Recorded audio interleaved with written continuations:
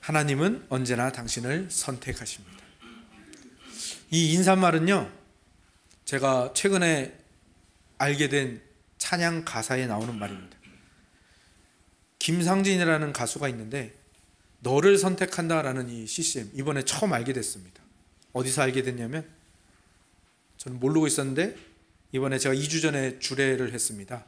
첫 사역지 제자였던 친구의 주례를 했는데, 그곳에서 어떤 여성분이 이 찬양으로 축가를 하더라고요. 근데 그 가사의 내용이 제 마음을 때리는 게 있어가지고 제가 좀 찾아봤더니, 이 김상진이라는 CCM 가수가 오늘 묵도 때 읽었던 말씀, 로마서 5장 8절, 우리가 아직 죄인 되었을 때에 그리스도께서 우리를 위하여 죽으심으로 하나님께서 우리에 대한 자기의 사랑을 확증하셨느니라, 이 말씀을 가지고 만든 찬양이더라고요.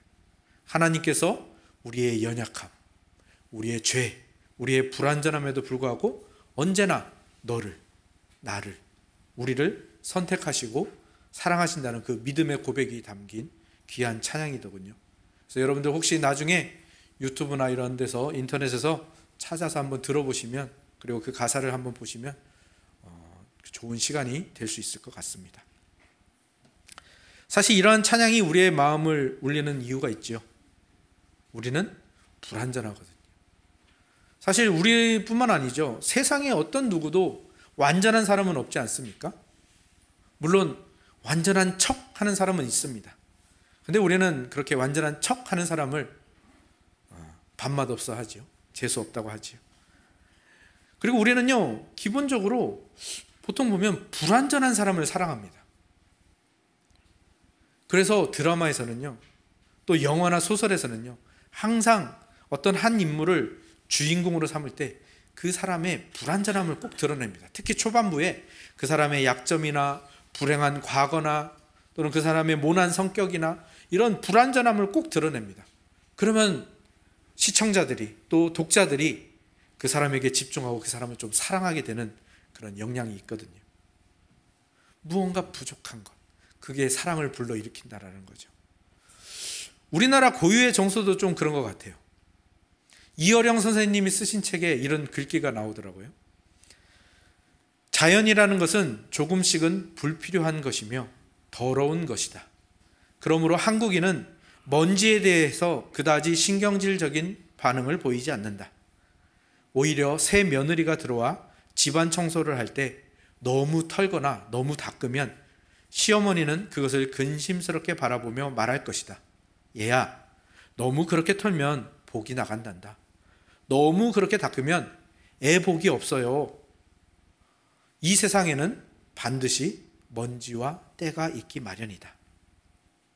그렇습니다. 먼지 없는 자연 없고요, 더러움 없는 자연은 없습니다. 흠 없는 자연도 없지요. 더 나아가 아픔이 없는 사랑도 없고요, 아픔이 없는 아름다움도 없습니다. 또 부족함이 없는 사랑도 존재할 수 없지요. 그러면 이 세상에 있는 완전해 보이고 또 완벽해 보이는 것들이 있죠. 대부분 그거는 죽은 것들입니다. 꽃을 한번 생각해 보십시오. 생화는 어떻습니까? 생화는 어떻게든 흠이 있거나 흠이 생깁니다. 그죠? 그리고 뭔가 부족함이 있어요. 근데 어떻습니까? 조화는, 생명이 없는 조화는 완벽하게 싱싱하고요, 완벽하게 꽃잎, 꽃받침, 이파리, 줄기가 너무나도 완벽한 모양을 유지하고 있죠. 살아있는 것들은요, 대부분 쓸데없는 것들을 가지고 있어요. 우리도 그렇지 않습니까? 우리 몸을 생각해 보십시오. 우리는 아직도 우리 그 장기 중에 맹장이 왜 달려있는지 아직도 완벽하게 알지 못합니다. 그리고 어떻습니까? 어제 풋살을 해가지고 지금 몸이 막 근육통이 많이 있는데요, 여러분들 피곤하거나 독감에 걸리거나 또 이렇게 막 근육통이 있을 때 어떻습니까? 사지가 없었으면 좋겠다라는 생각도 하시죠. 살아있는 것은요, 자주 상처납니다. 자주 깔끔하지 않습니다. 더럽습니다. 지저분하지요. 흠이 있습니다. 그런데 우리가 그렇게 불완전하기 때문에 그런지 우리는 서로를 이해합니다. 내가 불완전하니까 다른 사람도 불완전하다. 그리고 그 불완전함을 채워주고 싶은 마음도 생길 때가 있습니다. 물론 그렇지 않은 사람도 있고요, 그렇지 못할 경우도 많이 있지만 우리는 그 불완전함을 사랑하는 마음이 기본적으로 있고요. 내 것으로 채워주고 싶은 그 본능이 있는데요.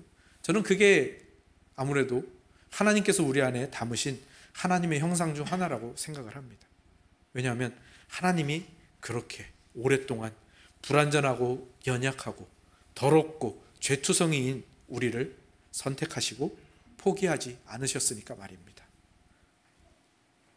그런데 그런 하나님에 대해서 묵상하면서 하나님을 오해하게 되는 경우가 종종 생깁니다.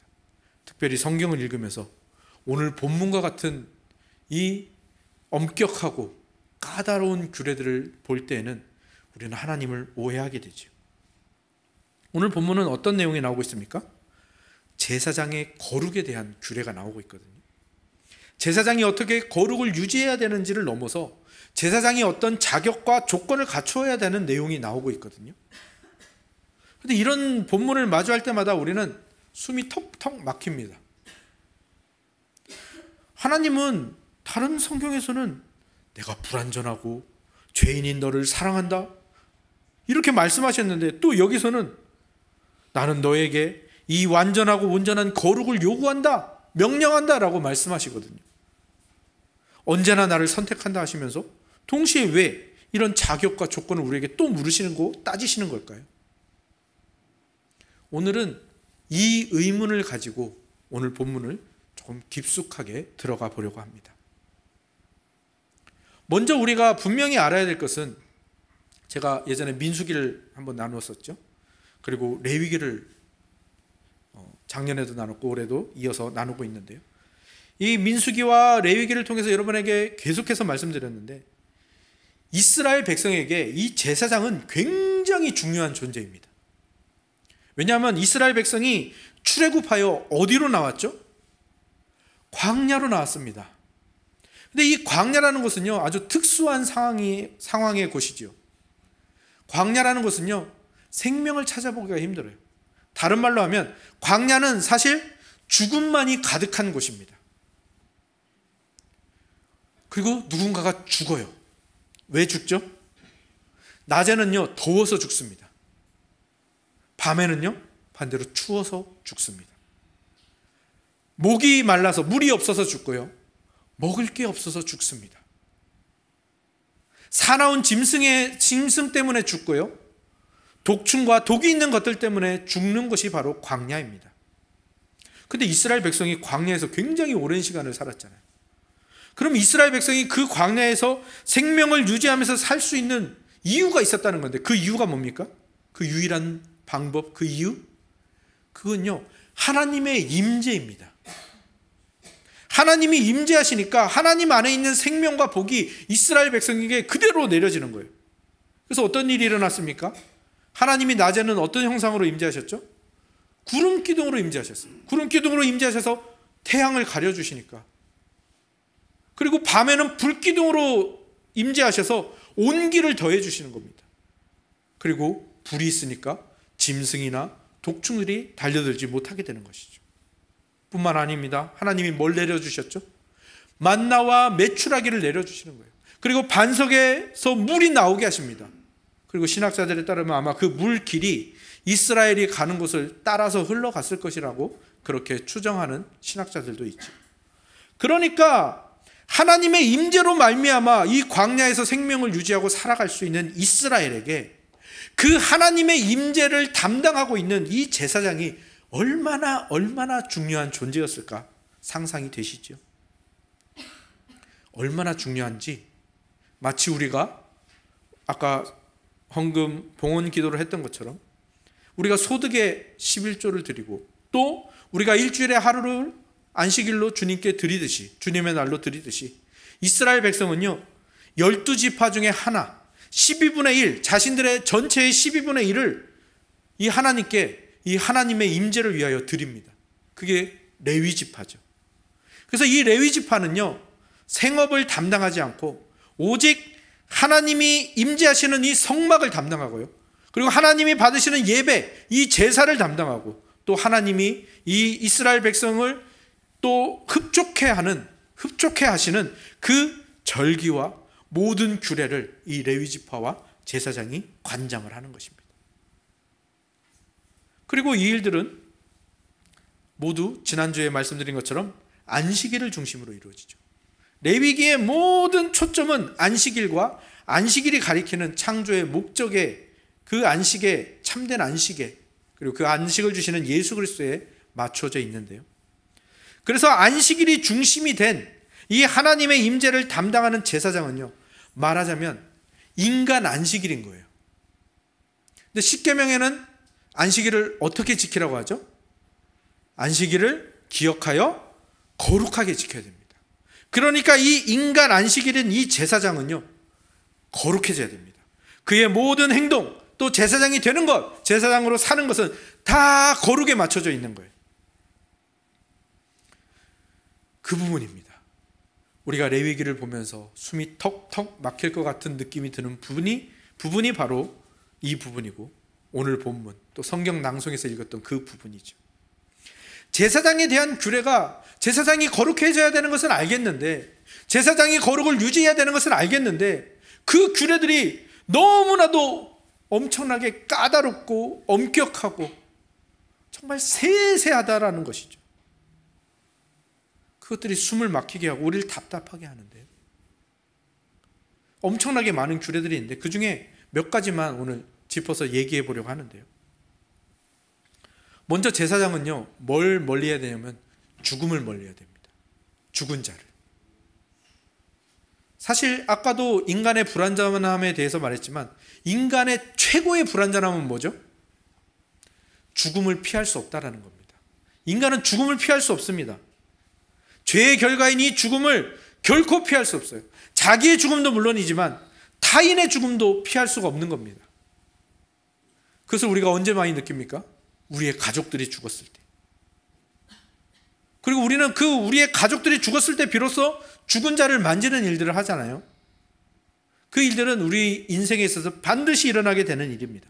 그런데 제사장에게는 그것조차 허락되지 않는 겁니다. 일반 제사장들은 부모, 형제, 아들, 딸의 시신을 만지는 것까지는 허락이 되어 있어요. 그런데 대제사장은요, 아예 부모의 시신, 그의 어버이의 시신마저도 접촉하지 말고, 어버이가 죽었을 때 머리를 풀지도 말고, 죽음을 애도하지도 못하게 하는 게 바로 이 제사장의 죽음에 대한 규례인데요. 이건 숨이 턱턱 막히는 것을 넘어서서 와, 참 인정머리가 없다라는 생각까지도 들게 하지요. 또 그 다음에 나오는 규례가 뭐냐면, 제사장이 어떤 여인을 취해서 아내로 삼을 수 있는가, 제사장의 아내에 대한 규례입니다. 이 규례는요, 딱 봐도 그냥 고리타분합니다. 고지식하고요, 아주 옛스럽습니다. 가부장적이죠. 제사장은 절대로 부정한 창녀, 이거 이해할 수 있습니다. 이혼당한 여인과 결혼해서도 안 되고요, 반드시 순전하고 흠없는 처녀와 결혼해야 된다고 이 규례는 말하고 있습니다. 그래서 그런지 어떤 사람들은 이것을 제사장이 누리는 특권이네 라고 보는 사람도 있습니다. 그리고 어떤 사람들은 여성의 인권은 진짜 1도 없다라고 말하는 분도 있는데, 물론 고대 사회였던 점을 고려하면 이해할 수 있는 부분들이 있기도 하면서도 동시에 이 부분도 우리의 마음을 불편하게 하죠. 그렇게까지 따져야 되는가? 그 다음은 더 심합니다. 제사장의 육체에 대한 규례가 나오거든요. 제사장은 육체에 흠이 없어야 되고요, 장애가 없어야 됩니다. 이미 여기에서 현대의 많은 문화들은, 또 현대인들은 여기에서 거부감을 느낄 겁니다. 장애에 대한 편견은 오늘날 굉장히 못 배운, 그리고 무식한 사람들이나 하는 것으로 생각을 하지 않습니까? 그런데 제사장에게 장애가 없어야 된다는 것까지는 봐줄만 한데, 그 다음에 나오는 규례들이 더 그런 마음을 불러일으키죠. 왜요? 장애와 흠을 가진 사람이 제사장에게 나오거나 또는 제물을 드릴 수 없다라는 겁니다. 이게 고대의 이야기라서 그렇지, 만약에 오늘날에도 이 규례가 교회에 적용이 된다면 아마도 교회 앞에는 날마다 장애인 단체와 인권 단체가 피켓을 들고 시위를 할 것 같습니다. 그리고 모든 사람들의 비난의 화살과 악플에 교회는 날마다 시달려야 할 것입니다. 그 뒤에 가면 뭐 나병과 유출병, 부정한 짐승, 곤충 뭐 이런 접촉에 대해서도 깨끗해야 된다는 것이 오늘 성경 낭송에서 읽었던 본문의 말씀이고, 읽지 않았던 그 부분에서는 드리는 제물에 있어서도 흠이 없고 장애가 없어야 된다는 규례가 연이어서 나오는데요. 우리는 앞서서도 살펴보지 않았습니까? 흠이 살아있는 것은 흠이 있을 수밖에 없는데 왜 하나님은 이런 불가능한 명령을 하시는 걸까? 도대체 누가 제사장이 될 수 있을 것인가? 또 과연 누가 그 제사를 드릴 수 있을 것인가? 제물을 가지고 나오면서도 그 누가 불안하지 않을 것인가? 과연 이 규례들이 실제 이스라엘 백성들이 정말 제대로 지켰을 것인가? 이런 의문들이 계속해서 이 본문을 읽을 때마다 찾아오는 것이죠. 하나님은 도대체 왜 이렇게 지키기 어렵고 까다롭고 복잡한, 그리고 정말 고리타분해 보이는 이 일들을 시키시는 걸까? 왜 불완전한 우리에게 이렇게 완전함과 거룩함을 요구하시는 것일까? 너무 이율배반적이다. 한 입으로 두말하시는 거 아닌가? 이런 생각들이 들지요. 제가 이런 의문을 가진다고 해서 여러분들 어떤 분들은 그렇게 생각하실 수도 있을 것 같아요. 그냥 믿으면 되지. 그냥 성경 말씀으로 생각하면 되지. 뭘 그렇게 따지나. 하지만 우리 하나님은요, 성경을 읽으면서 우리가 이런 의문과 질문들을 가지는 것을 굉장히 좋아하시고요. 하나님께 이것을 묻는 것을 굉장히 좋아하십니다. 그리고 하나님은요, 또한 우리의 그런 의문과 질문에 대한 가장 은혜로운 답들을 이미 준비해 놓으셨습니다. 왜 하나님이 그토록 제사장에게 죽음과 죽은 시신을 멀리 하라고 하셨을까요? 왜 그 정 없어 보이고 그렇게 인정머리 없어 보이는, 그리고 어쩌면 불가능해 보이는 일을 왜 제사장에게 명령을 하시는 겁니까? 그것은 분명합니다. 하나님이 우리에게 그렇게 하시겠다라는 거예요. 우리의 불완전함의 최고봉이 뭐라고 했습니까? 우리가 죽음을 피할 수 없다라는 거잖아요. 죽음은 우리에게 언젠가 다가오고 묻고 우리를 지배하게 된다라는 것이잖아요. 근데 하나님이 그것을 우리에게 없애시겠다라는 것을 이 규례를 통해서 보여주시는 겁니다. 하나님이 그렇게 하시겠다라는 거죠. 그리고 실제로 예수 그리스도께서 이 땅에 오셔서 십자가에 달리심으로 말미암아 우리의 모든 죄악과 그 죄의 결과인 사망을 그분이 모두 다 가져가셨습니다. 실제로 예수님께서 그 십자가에서 피 흘려 죽으심으로 말미암아 우리의 그 모든 불완전함의 문제들이 해결된 것입니다. 우리에게서 죽음을 가져가시고요. 죽음이 있던 그 자리에 무엇으로 채워주셨습니까? 예수 그리스도께서 부활의 소망으로 채워주시고요. 그 안에 거룩함과 정결함으로 우리를 가득가득 채우셨다라는 겁니다. 그래서 오늘 우리가 지금 이 자리에 나와서 자유롭게 예배 드릴 수 있는 것입니다. 그 죽음의 문제가 해결되었고요. 부활의 소망과 거룩함과 정결함이 가득 채워진 자유 시민이 되었기 때문이죠. 자유 신자가 되었기 때문입니다. 제사장의 아내에 대한 규례도 마찬가지입니다. 우리가 조국 목사님 통하여 산상수훈에 대한 설교를 듣지 않았습니까? 그때도 분명히 나오죠. 그냥 우리가 진짜 실제로 간음을 해서 우리가 간음한 자가 되는 것이 아니라 뭐라고 했습니까? 마음의 음욕을 품은, 여성을 보고 음욕을 품은 그게 바로 간음이다라고 말하지 않습니까? 그러니까 오늘 이 순결한 제사장의 아내, 특별히 대제사장의 아내가 될 수 있는 순결한 처녀는요, 사실상 존재하지 않는 것이죠. 우리 중 누구도 마음으로 간음해보지 않은 사람이 없는 것입니다. 그래서 우리는 모두가 다 남자든 여자든 상관없이 이미 부정한, 여기 나오는 창녀와 같은 그러한 존재인 것이죠. 부정한 존재들이죠. 불완전한 존재죠.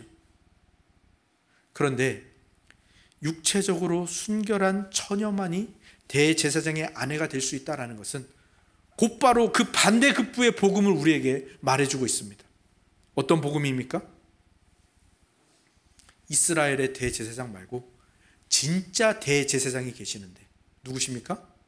예수 그리스도. 근데 그 예수 그리스도가 그 부정한 여인과 같은 이미 마음으로 간음한 어쩌면 육체로도 가늠한 그런 우리를 당신의 신부 삼으셨다라는 겁니다. 참 대제사장이신 예수가 정말로 부정하고 끔찍하게 음란하고 정말로 흠 많은 우리를 당신의 신부 삼으셨다라는 것입니다. 뿐만 아니라 그 우리의 모든 부정함, 음란함, 그 죄악들을 예수 그리스도가 다 가져가셨다라는 겁니다. 그리고 당신의 피로 정결케 하시고 순결케 하셨다라는 것이죠. 그래서 우리는 주님의 순결한 신부가 되어 오늘 이 혼인 잔치에 나올 수 있었던 것입니다. 그러면 제사장의 육체, 그 흠과 장에 대한 규례는 어떻게 해석하고 어떻게 이해해야 될지 감이 오시는 분들이 계실 겁니다. 마찬가지로 아무리 육체에 흠이 없는 사람이라 할지라도, 아무리 육체에 장애가 없는 사람이라 할지라도 동일하죠. 우리는 마음으로 이미 살인한 자들이죠. 우리는 마음으로 이미 누군가를 미워하는 그 살인을 저지른 마음의 장애를 가지고 있는 사람들입니다. 우리는 누군가를 보며 음욕을 품었던 마음으로 가늠한 마음의 장애를 가진 사람이고 마음에 흠이 가득한 사람입니다. 그 일들을 밥 먹듯이 저지르는 죄인이죠. 그런데 딱 한 분이 계십니다. 육체로도 흠이 없고 장애가 없으실 뿐만 아니라 마음으로도 그 흠과 장애를 갖지 않으신 딱 한 분이 계세요. 그분이 누구십니까? 예수 그리스도. 근데 그분이 장애를 당하셨어요. 지난번에도 한번 말씀드렸죠. 예수님이 십자가에 매달리실 때 가시관을 쓰셨단 말이에요. 근데 그 가시관을 쓰고 있는 예수님의 머리를 로마 군인들이 갈대로 후려쳤어요. 그리고 지나가는 사람들이 예수 그리스도의 머리를 후려쳤습니다. 그때 어떤 일이 일어났다고요? 대부분의 신학자들이 여기에 대해서 동의합니다. 그렇게 때릴 때마다 가시가 머리를 파고들고 파고들어서 결국에는 이 가시가 뇌에까지 파고들어서 예수님은 십자가에서 시력을 잃으셨습니다. 누구 때문에요? 눈으로 보면서 죄를 짓는 우리 때문에 그분이 실명하셨습니다. 그리고 예수님과 손과 발은 어떻게 되었습니까? 장애가 없으신 그분이 마치 장애가 있어서 손과 발을 못 쓰는 사람처럼 십자가에 못 박히셨어요. 왜요? 손과 발을 가지고 죄를 저지르고 흠을 만들어내는, 부정함을 만들어내는 우리 때문에. 뿐만 아니라 그분은 옆구리에 창자국으로 흠을 가지게 되셨습니다. 그런데요, 이거는 그냥 십자가에서 그냥 한순간 일어난 일이잖아요. 그런데 예수님은 그 전부터 이미 이 흠과 이 장애를 이미 당하고 계셨습니다. 어떻게 해요? 예수 그리스도가 어떤 분이십니까? 영원하시고 무한하시고 불변하신 전능하신 하나님이시거든요. 그 무한하신 분이 인간이라는 연약하고 유한한 불완전한 육체에 그 육체를 입으셨다는 것, 그 자체가 이미 그 어떤 장애보다, 그 어떤 흠보다 불편하고 괴로운 일이었다라는 것입니다. 예수님은 이 땅에 계시는 33년이라는 그 세월 동안 그 장애를 당하고 계셨던 거예요. 왜요? 우리의 장애를 해결하시려고, 우리의 흠이 없음을 이루시려고.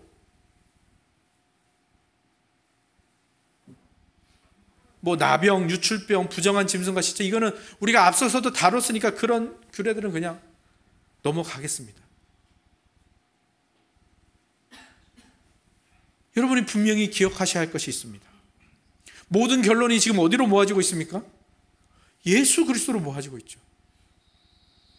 여러분, 하나님의 명령, 하나님의 규례, 오늘 구약성경에 나오는 이 율법서들 읽으시면서, 들으시면서 아직도 숨이 턱턱 막히시나요? 아직도 답답하고 까다롭고 어렵고 괴롭게 느껴지시나요? 여러분이 지켜야 된다면 그래야 마땅하지요. 하지만 이 모든 것을 누가 지키시고 누가 이루셨습니까? 예수 그리스도가 홀로 완전히 단번에 이루시어 우리에게 주시는 것이, 그것을 우리가 분명히 기억해야 합니다. 물론 예수님이 이루어서 우리에게 주신 이 거룩함과 순결함과 흠 없음은 여전히 우리에게는 아직도 정말 맞지 않는 옷을 입은 것 같고 정말 처음 해보는 어떤 일을 하는 것처럼 어색하고 불편하죠. 그래서 예수님께서는 하늘로 올라가면서 우리에게 성령 하나님을 보내주셨어요. 그것을 도우시기 위해서. 왜요? 성령 하나님이 우리에게 어떤 일을 행하시는데요? 성령 하나님은 말할 수 없는 탄식으로 우리를 위해서 도우시고 간구하시는 분이시죠. 또 그리스도께서는 그 완전히 이루신 그 거룩함과 정결과 흠없음을 우리에게 딱 주시면서 야, 너 혼자 한번 해봐 라고 하시는 것이 아니라 어떻게 하셨습니까? 당신이 교회의 머리가 되시고 우리를 당신의 몸으로 부르셔서 우리가 이룰 수 없는 것을 우리의 것이 되게 하시고 당신이 이루신 공로가 우리의 복이 되게 하시고 당신이 순종하신 그 순종이 우리의 성품이 되게 하시고 당신이 이루신 그 죽음이 그 장애가 우리의 생명과 우리의 흠 없음이 되게 하시는 것입니다. 그러니 여러분이 오늘 교회로 모여 공동체로 모여 여기에 있다라는 사실이 얼마나 놀라운 축복인지를 기억하시기 바랍니다. 그리고 그 예수 그리스도를 기억할 때마다 여러분은 반드시 이 결심이 있어야 됩니다. 우리는 교회를 중심으로 살아가야 됩니다.